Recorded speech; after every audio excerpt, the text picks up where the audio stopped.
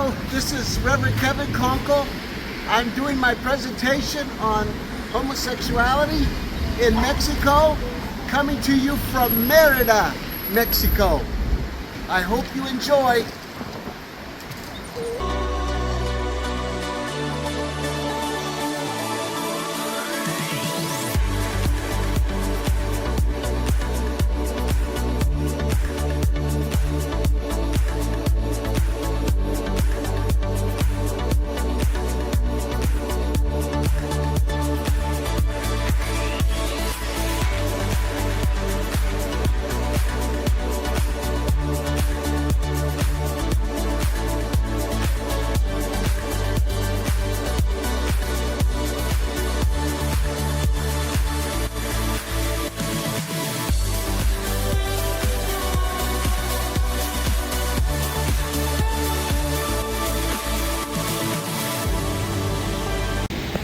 Just a couple of days ago, that road, Paseo de Montejo, was filled with celebrants to the Mérida Gay Pride Parade, where everybody, homosexual, bisexual, transgender, pansexual, asexual, were able to come and celebrate 25,000. But a lot has changed over the years, and the country has gone through different changes culturally and politically. But now we want to talk about the time of the Mayan. During the time of the Mayan, the Mesoamerican area, which consisted of Guatemala, Honduras, El Salvador, and southern Mexico, the Mayans were particularly happy to have our rainbow family, including all those in the homosexual and transgender community and lesbians, included in their celebrations. And this went on for centuries, as we'll discuss in just a moment. The analysis of homosexuality in Mexico can be divided into three distinct eras that align with the major phases of Mexican history: the pre-Columbian, colonial, and post-independence periods. One significant challenge in studying the pre-Columbian era is the lack of well-preserved writings on the subject. Nonetheless, there exists a substantial amount of homoerotic pottery, particularly from the Mayans. Most of the information we have regarding the pre-Columbian period is derived from the Spanish conquistadors, who documented their perceptions, often in derogatory terms, about the indigenous people, guided by the belief that they were divinely mandated to conquer and save. In examining the pre-Columbian era, it is important to distinguish between the Aztec and Mayan civilizations. The Aztecs are frequently likened to the ancient Romans due to their expansive empire and militaristic society, whereas the Mayans are often compared to the ancient Greeks for their advancements in knowledge, art, and philosophy, according to an article entitled, Mexico, Treatment of the Homosexual, by the University of Minnesota. The Aztecs emerged as a leading society in the 1300s. They were diverse, with various dialects spoken across several cities. Many of their gods and rituals included homoerotic themes, similar to their predecessors. However, homosexuality was against the law, and there were severe punishments for those who were caught. The Aztec term for lesbian is patlacha, indicating the recognition of lesbian individuals during that period. However, there is limited information about queer women from that time. The Aztecs found same-gender oral sex to be acceptable. Conversely, they imposed severe penalties, including execution, on males who engaged in anal sex, with particularly harsh punishments reserved for Quiloni, the passive and effeminate partners. These first had their colons ripped out through the conduit that had been used for sex, then were burned to death. The Aztec attitudes toward masculinity and effeminate men were part of a broader set of gender norms that contributed to the development of what is now recognized as machismo. As a warrior race that built an empire on the subjugation of neighboring peoples, but Xochiquetzal was worshipped as the goddess of male homosexuality and male prostitution in their male identity. The Aztecs held the belief that aggressive males were superior to passive males and females. Young males received training to become warriors in all-male schools and were then sent into battle carrying symbolic representations of masculinity. They derided their enemies as sexually impotent and feminine. In stark contrast, the Mayans possessed a significantly more nuanced perspective on homosexuality. The Mayan civilization accepted third genders and same-sex partnerships within their communities. Dating back to approximately 1800 BC, the Mayans were one of the most prominent ancient societies in the region. At their peak, they were thought to have grown to at least 40 cities, with a population of 2 million. The communities had a profound religious foundation, with mythology and rituals being integral to their belief systems and values. These rituals often included homoerotic elements, with shamans sometimes engaging in homosexual acts during healing practices, and priests participating in ritualized homosexual activities as part of their worship of deities.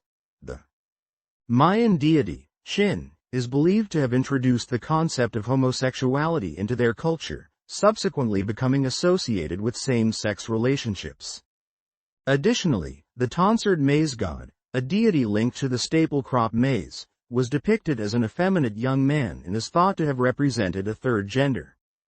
Historian Max Mejia notes that the Mayans held a more favorable view of diversity within their community, which indicates a higher level of tolerance for homosexuality, particularly in the context of religious rituals and artistic practices. And so everything seemed to be good for the rainbow family here in Mesoamerica. In Mel of Mexico, there was acceptance and celebration until one day this showed up.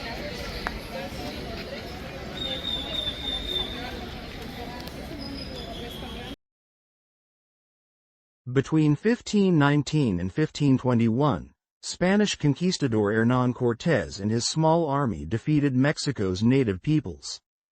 The Spanish then forcibly converted them to Christianity, impacting theology, gender roles, and sexual expressions.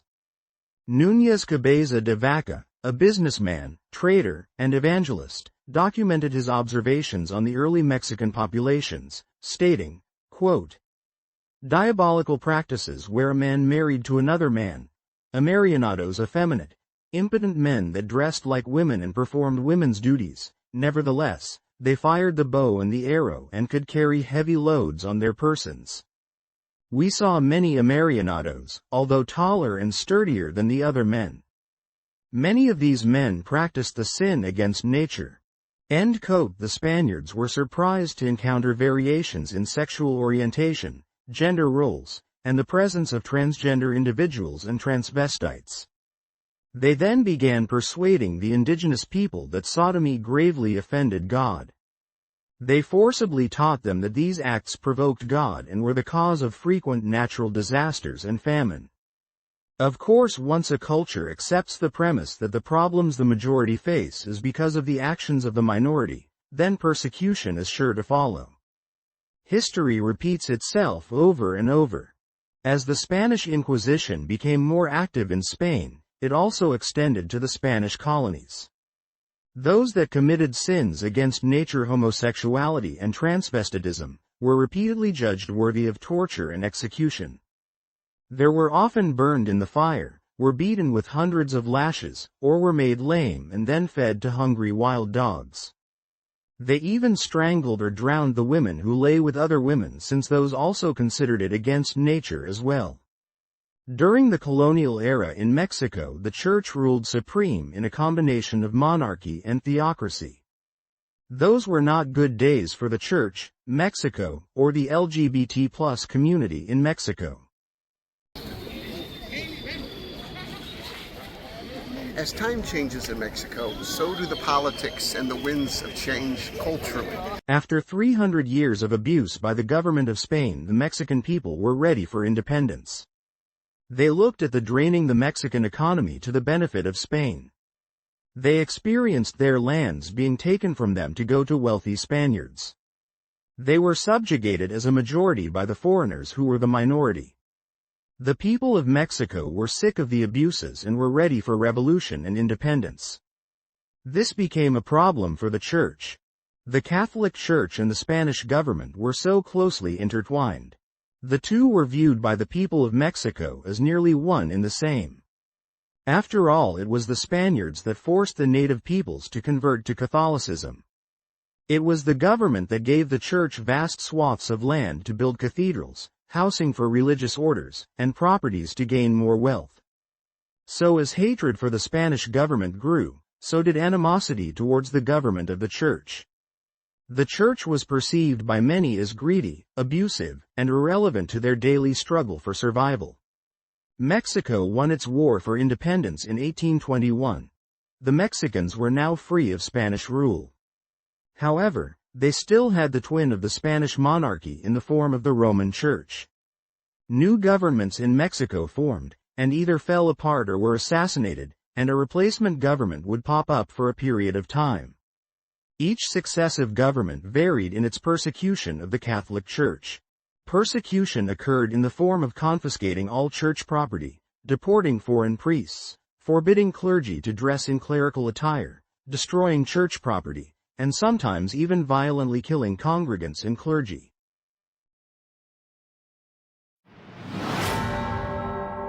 Mexico is under siege. A plot to poison the minds and hearts of our people, to turn them into religious fanatics, this evil, this threat, it will not be tolerated.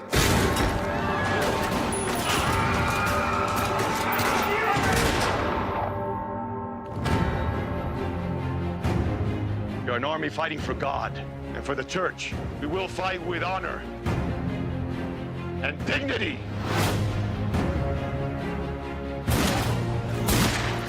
In the United States, we've been following your war with the Catholic Church. I would hardly call it a war.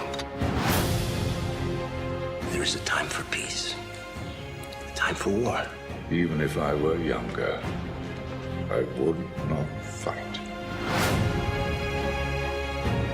You cannot fight for something you don't believe in. I believe in freedom. The fate of Mexico is in God's hands, not yours or mine. This will be one of the most important battles of our struggle. If you lose this war, We're not gonna lose this war. why are you here? We want to be Cristeros. Cristeros. Yes. We are going to send a message that freedom is our lives. And we will defend it or die trying. ¡Que viva Cristo Rey! ¡Que viva Cristo Rey!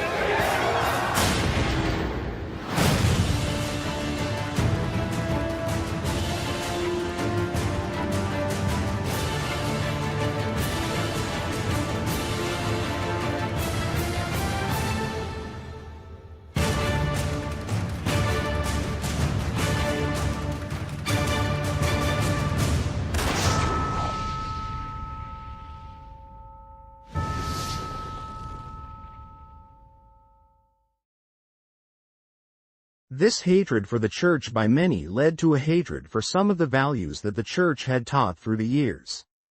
The government relaxed theocratic rules and established the separation of church and state. Although there were the machismo values of manhood that still stubbornly stuck around. One of the biggest scandals involving the gay community in Mexico occurred at the beginning of the 1900s.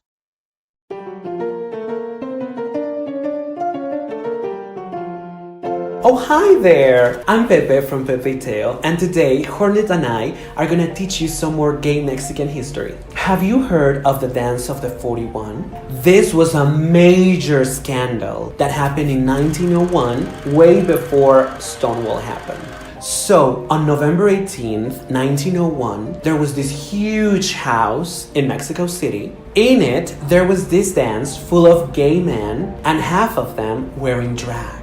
They were dancing, drinking, they were having the time of their lives. And suddenly, the police burst in and started arresting people. They pulled those 41 queens into the street in full drag. And the myth tells there were actually 42 people in the dance. But Porfirio Diaz, the president at that time, who wanted to avoid a scandal, demanded that they release one of the guests because it turned out to be the man married to the president's poor, homely daughter. As punishment, they were ordered to do community service while in drag, and others were made to join the military. Still, to this day, among straight Mexicans, 41 is an unlucky number. They don't put it on anything. Men don't even turn 41. They go from 40 to 42. And now you know all you need to know about the 41. And me, I'm off to a dance to join 41 other gay men.